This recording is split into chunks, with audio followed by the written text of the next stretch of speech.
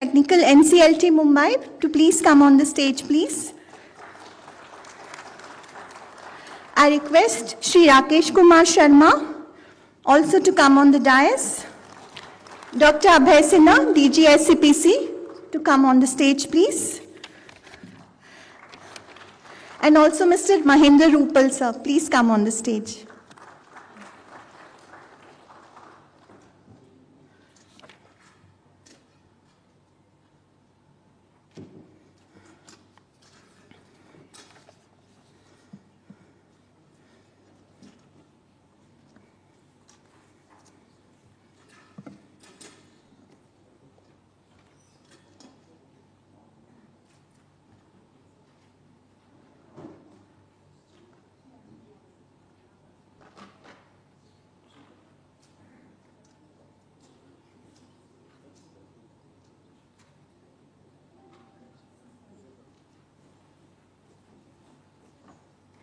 I'm sorry, our Vice Chairman, Mr. Karan Rathore, to please come on stage, please.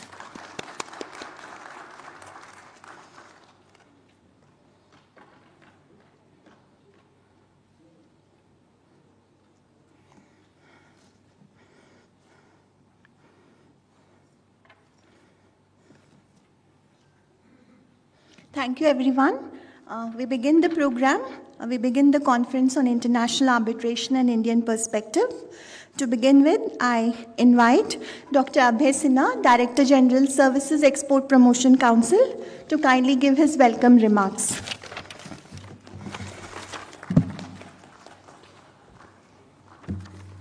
Thank you, Gitanjali. Good morning, ladies and gentlemen. Good morning, distinguished invitees on the dais. Shri Rakesh Sharma ji, our Legal Services Chairman. A very good morning and warm welcome to Mr. Justice Sri Ravin Bhatt ji for accepting our invitation to be the chief guest of the day. A very good morning to Karan Rathore ji, our Vice Chairman, SCPC. We welcome Mr. Rajesh Sharma ji for accepting our invitation. And in fact, he is the first DG of Services Export Promotion Council. We welcome you again here, sir.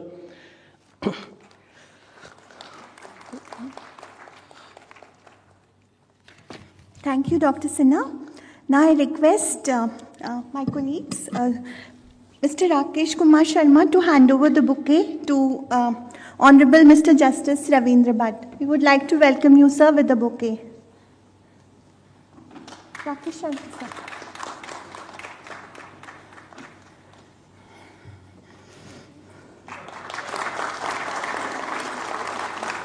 I request Dr. Abhay Sinha to kindly give the bouquet to Mr. Gaurav Banerjee.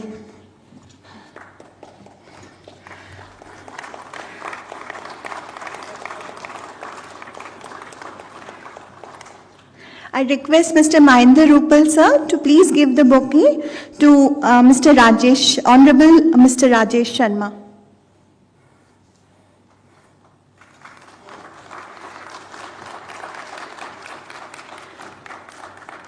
I request our DG, Dr. Sinha, to please give the bouquet to our Vice Chairman, Mr. Karan Rathore.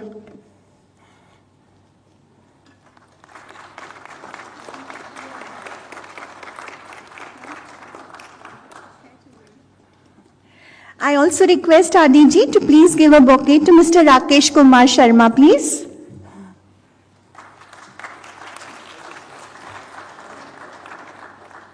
And also, Dr. Sinha, please give the bouquet to Mr. Rupal as well.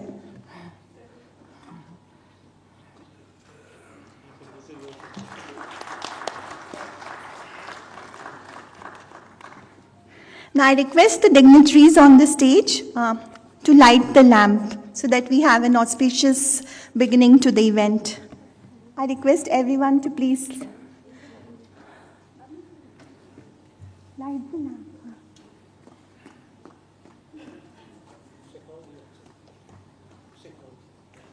I request Mr. Shekhawat sir also to come on stage, please, to light the lamp. Please, sir.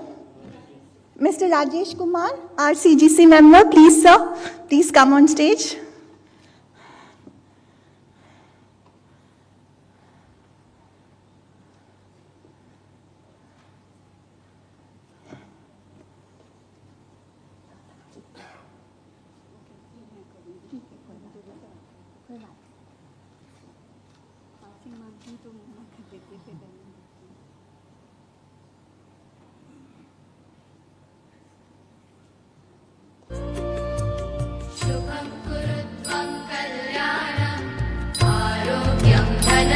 Big round of applause, please.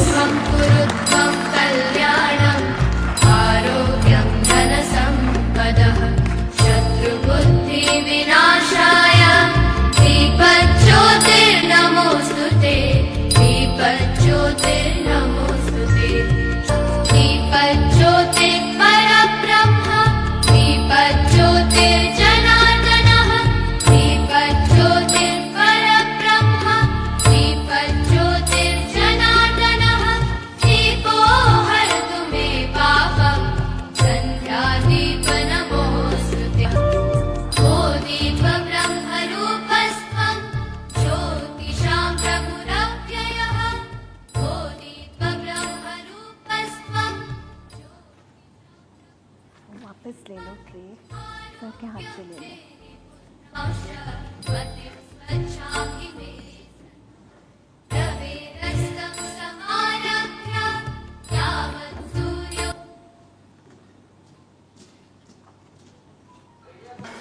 We would now like to facilitate the dignitaries on the stage, especially our chief guest, Honorable Mr. Justice Ravindra Bhatt, Mr. Gaurav Banerjee, and Honorable Mr. Rajesh Sharma. As a token of appreciation, a small memento is being presented to them from SCPC. I request my colleague, Radha. Mr. Rakesh Kumar Sharma, I request you to kindly facilitate Justice Ravindra Bhatt as a token of our appreciation for having agreed and come to this event today. Thank you.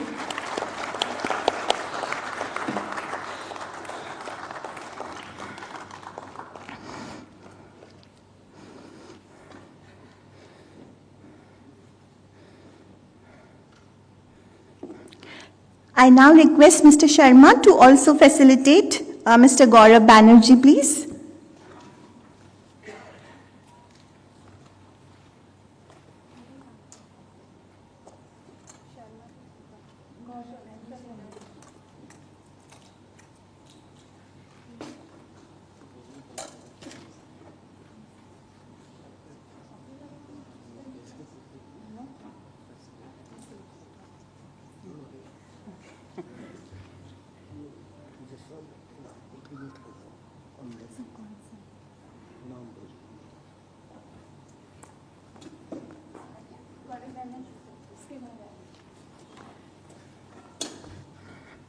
Mr. Gaurav Banerjee.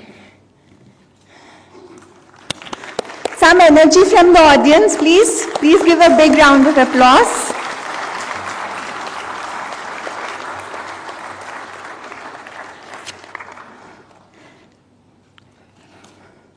Honorable Shri Rajesh Sharma ji.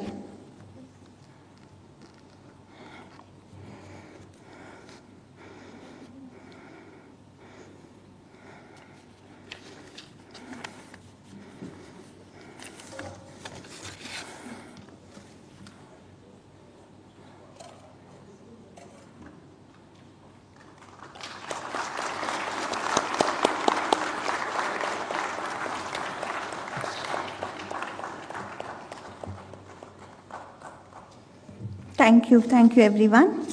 Speaker, Honorable Shri Rajesh Sharma. Mr. Sharma is presently appointed as Member Technical National Company Law Tribunal NCLT.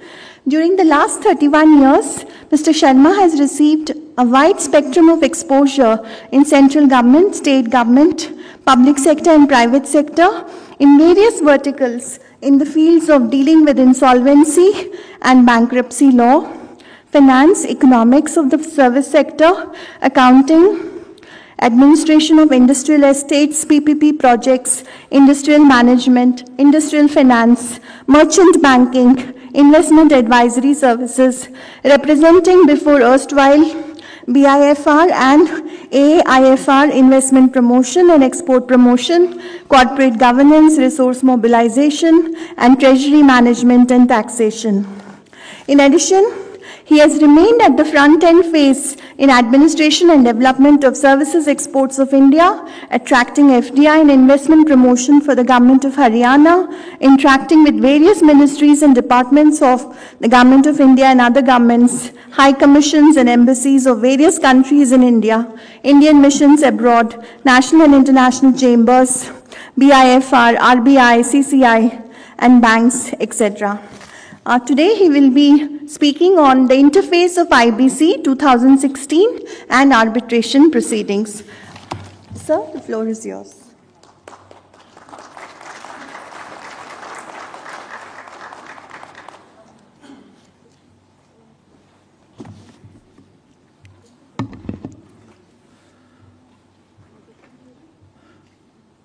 Good afternoon, ladies and gentlemen. The way I am standing before you, I am standing between you and your lunch. I will not be taking more than 15 minutes time, although the organizers have allotted me half an hour time, because I do not want all of you to be, feeling hungry.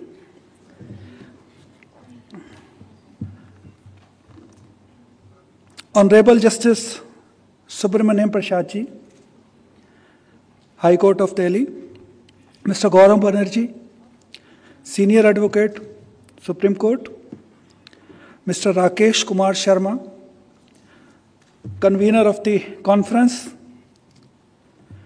Dr. Abhay Sinha, Director General, SEPC, Mr. Mahinder J.S. Rupal, Advocate on Record, Supreme Court of India, the speakers and panelists sitting off the dais, ladies and gentlemen. It gives me pleasure in addressing this conference on the topic of interface of the Insolvency and Bankruptcy Code 2016 with arbitration proceedings. My topic is slightly away from the arbitration for which the conference is going on today. Slightly different, but intensely connected. I'll just come to that in a while.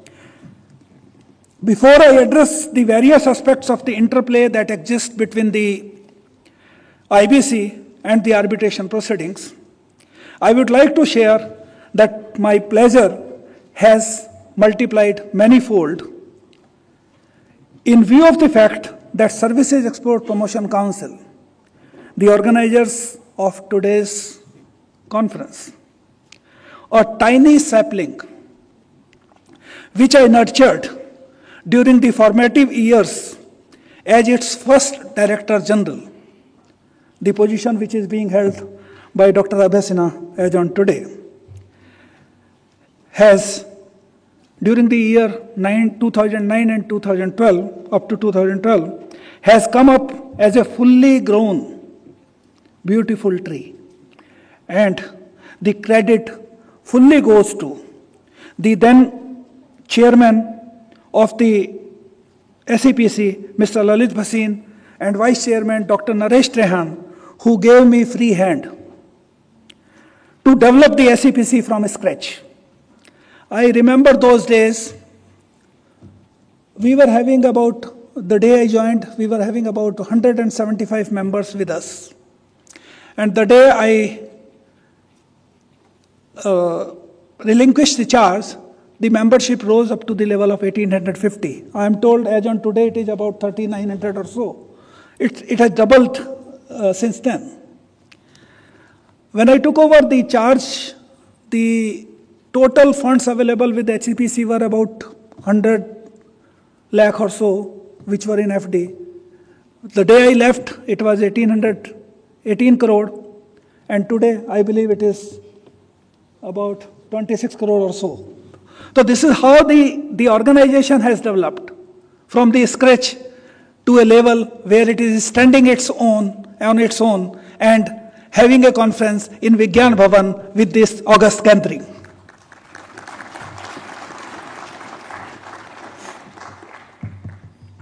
And I'm sure that those were the real those were the really happy years which are close to my heart even today. I am feeling at home speaking before you. I must acknowledge and compliment the contribution of successors who have put their best efforts in creating a name of SEPC afterwards. Coming back to my topic, I would like to first address some important facets of Insolvency and Bankruptcy Code 2016. I'll routinely be calling it IBC. And Arbitration and Conciliation Act 1996, IBC. Please put the second slide on the screen for the benefit of all, particularly the students. I am finding that they are in majority here on the, yes. Section 238 of the IBC. This is the umbrella section, and it is not having the effect only on the insolvency, but various commercial acts of this country. Section 238 provides that the IBC will be having overriding effect on other laws. The provision of this code shall have effect, notwithstanding anything inconsistent therewith contained in any other law. Underline these words, any other law. For the time being in force, or any instrument having effect, not only law, any other instrument which is having effect by virtue of any such law. It has covered almost everything under the sky. Section 14 of the IBC, which is dealing with moratorium. It affects the right of everybody and anybody and everybody who is having any connection, commercial connection with that particular corporate debtor which has gone into insolvency. The institution of suits. Next slide. Yes. No, before this.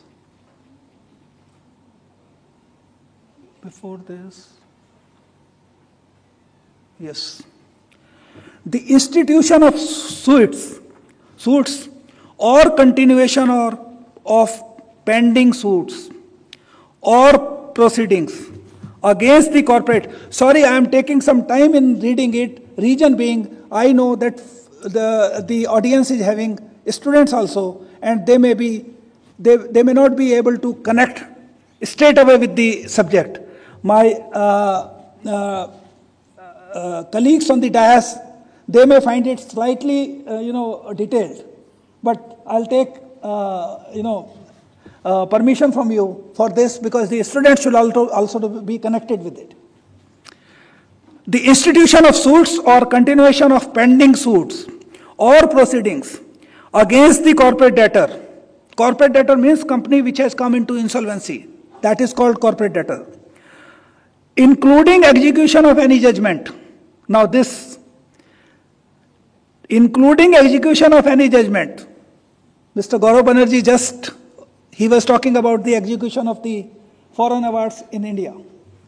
Execution of any judgment, decree, or order in any court of law, tribunal, arbitration panel, or any other authority. Complete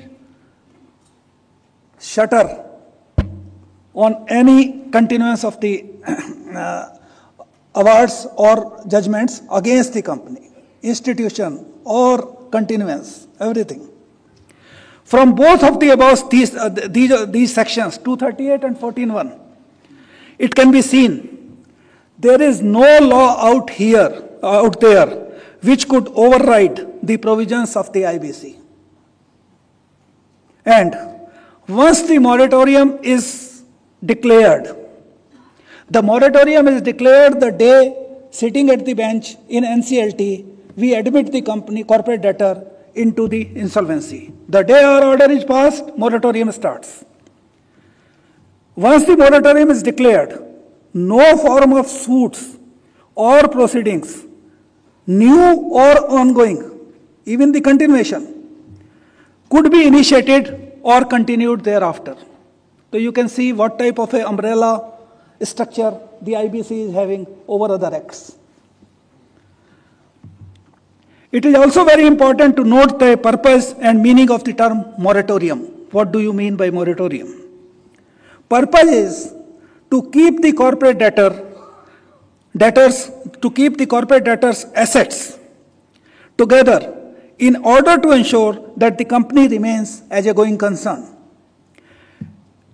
When I come to the meaning of the moratorium, the Oxford Dictionary meaning of the moratorium is to a temporary prohibition of an activity. Next slide.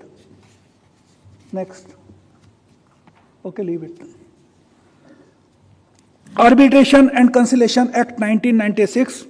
I hope most of the people who are sitting here are very well aware about Section 8, but for the purpose of students, I'll just read it. Power to refer parties to Section 8 of the Arbitration and Conciliation Act 1996. Power to refer parties to arbitration where there is an arbitration agreement. A judicial authority before which an action is brought in a matter which is the subject or you can leave it because I'll be asking particular slide only, then you can put it, otherwise leave it. This. You can close it for the time being. I'll be asking for a particular slide whenever it is required. You can close it. Yes. Section 8. Power to refer parties to arbitration where there is an arbitration agreement. A judicial authority before which an action is brought in a matter which is the subject of an arbitration agreement shall, if a party so applies, not later than when submitting his first statement on the substance of the dispute, refer the parties to the arbitration. Rest of the clauses I'm just skipping in Section 8. Now, my entire discussion on this topic would be divided into two parts. Number one, what will prevail, IBC or arbitration? Second, arbitration during moratorium, effect of moratorium on arbitration proceedings. What will prevail, IBC or arbitration? The relationship between insolvency and arbitration is quite contrasting, as insolvency aims to centralize all the proceedings against a debtor to one jurisdiction, hence giving proceedings in rem effect, and thereby creating third-party right, whereas arbitration, on the other hand, prescribed a centralized approach and promotes party autonomy, resulting in personam proceedings. The IBC is proceedings in rem, whereas arbitration is personam proceeding. The Indian law is settled on the position that if the subject matter of the dispute gives the proceedings in rem effect, then the same is not arbitrable. This question has wonderfully been answered by the Honorable Supreme Court in the case of Indus Biotech Limited versus Kotak India Ventures Offshore Fund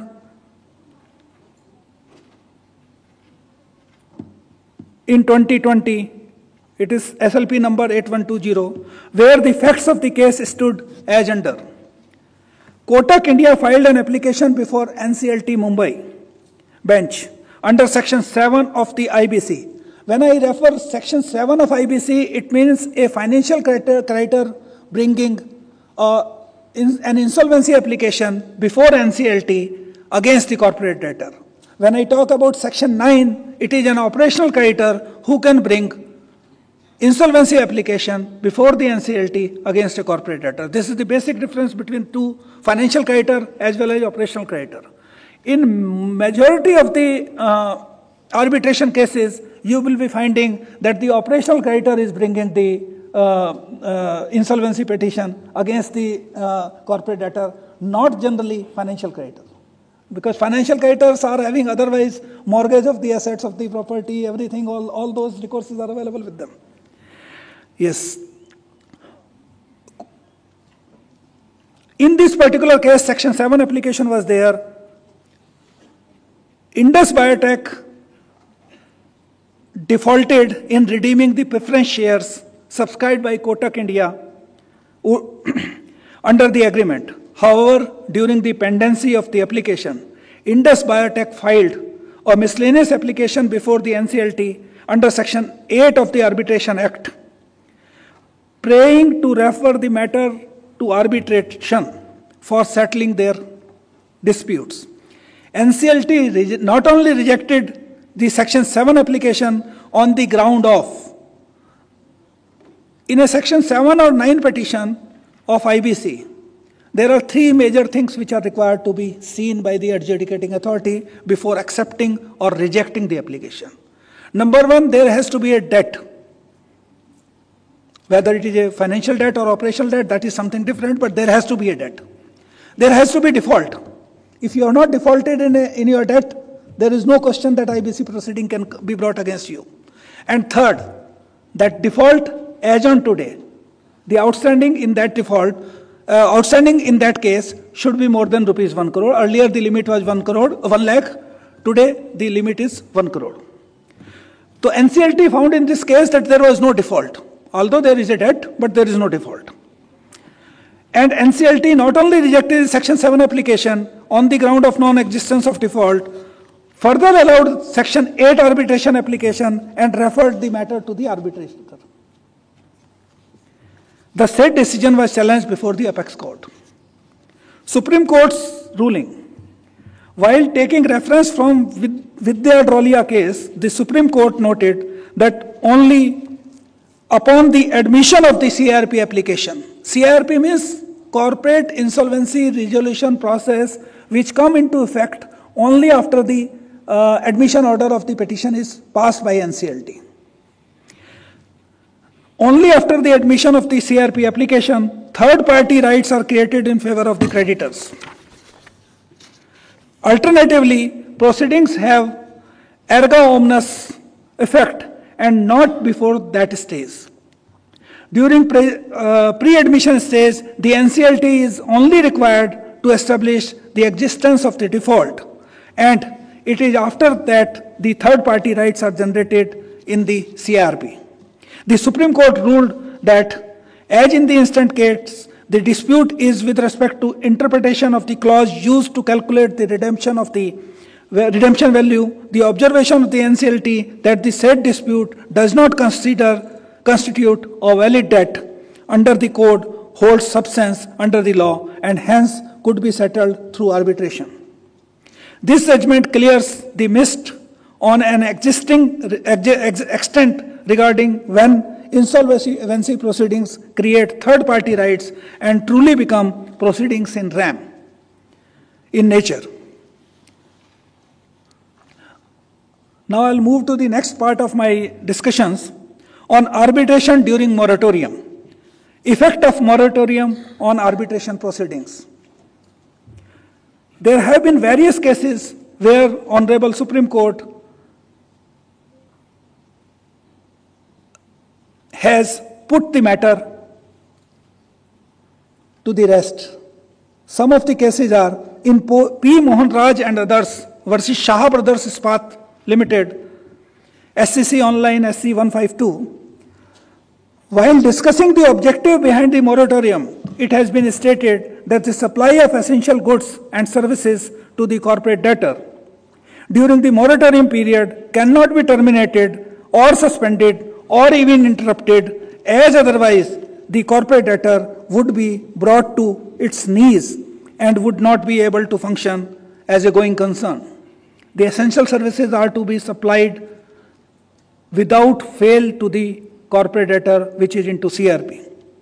Swiss Ribbon, it's a Bible in IBC cases. If anybody is interested in knowing more about IBC, the Swiss Ribbon case is a Bible in itself.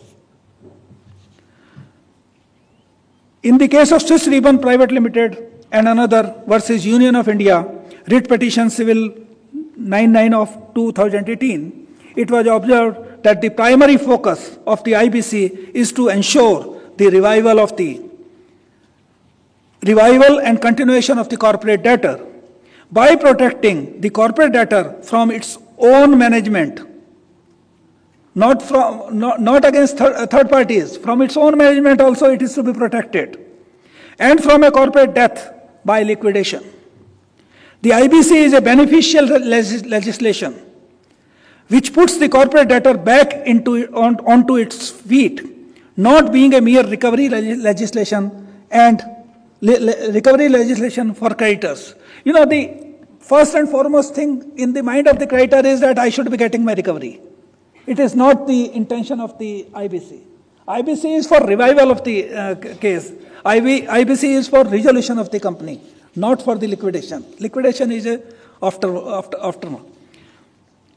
In the case of Alchemist Asset Reconstruction Company Limited versus Hotel Gondavan Private Limited, 2017 SC 1669, it was held that the arbitration proceedings which have been initiated after the imposition of moratorium are non-est in law. Here, the arbitration proceedings were started after the CRP. In case where arbitration proceedings have been initiated before the declaration of moratorium, what will happen? The same would depend on two factors. Now, it's a very beautiful place where there is a distinction has been made between two things. Number one,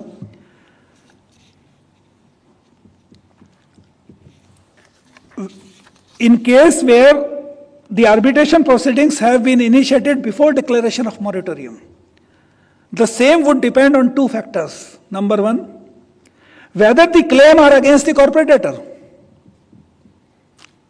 or whether the claims are made by the corporate debtor. There is a possibility that in arbitration you have filed some cases against somebody and you are getting something out of it. And there is a case where against the corporate debtor there is an arbitration claim. There is a big difference between the two. And it has been very well outlined by Honorable Supreme Court in Jharkhand Bijli Vitran Nigam Limited versus IVRL Limited and others, 285 of 2018. While deciding whether a counterclaim can proceed during the period of moratorium, while the NCLT allowed the corporate debtor to pursue the claim before the arbitration tribunal, held that although arbitration proceedings can continue for determining the claim and counterclaim, however, no amount shall be recovered from the corporate debtor during the continuation of the moratorium period. Arbitration can continue. Arbitration award can be passed, but the award cannot be enforced and the money cannot be taken from the corporate debtor on the basis of an award which has been declared or executed after the moratorium period. I was just referring to whether the claim are against the corporate debtor. Those cannot continue. However, if any claim is made by the corporate debtor against anybody, that award will be enforced by the corporate debtor and the money will be coming to the corporate debtor. That is basically for the purpose of continuance of the business of the corporate debtor. In SSMP Industries Limited versus Parkan Food Processors Private Limited, 2016, it was held that the adjudication of a counterclaim would not be liable to be stayed in view of Section 14 of the IBC till the time there is no threat to the assets of the corporate debtor, and the continuation of the counterclaim would not be adversely impact the corporate debtor's assets. Once the counterclaim are adjudicated and the amount is to be paid, recovered, is determined, then at that stage or in execution proceedings, depending upon the situation prevalent, Section 14 would be triggered. The above mentioned cases clearly highlight the impact of moratorium on arbitration proceedings as a whole. Now, there is something which can give music to the ears of all sitting in this conference and want to know something which is for the benefit of arbitration awards. One important point I would like to leave with you all before I close my discussions is that an operational creditor can be, it can be your any goods supplied or services rendered. We are in Services Export Promotion Council. Any services provided by you to any corporate debtor will come under operational debt under Section 9. An operational creditor will not be able to succeed in his Section 9 petition application under IBC for initiation of corporate insolvency resolution process against the corporate debtor if it is established by the corporate debtor that there is a pre-existing dispute. If the claim is for a debt in which there is a pre-existing dispute and arbitration proceedings come very well within the meaning of pre-existing disputes. Reason being, when will arbitration come into picture? Only when there is a dispute between corporate debtor and the operational creditor. And if it is already there and it is established by the corporate debtor that the arbitration proceedings are going on with the same operational creditor for the same matter, which is subject matter of this IBC proceedings, he will never be able to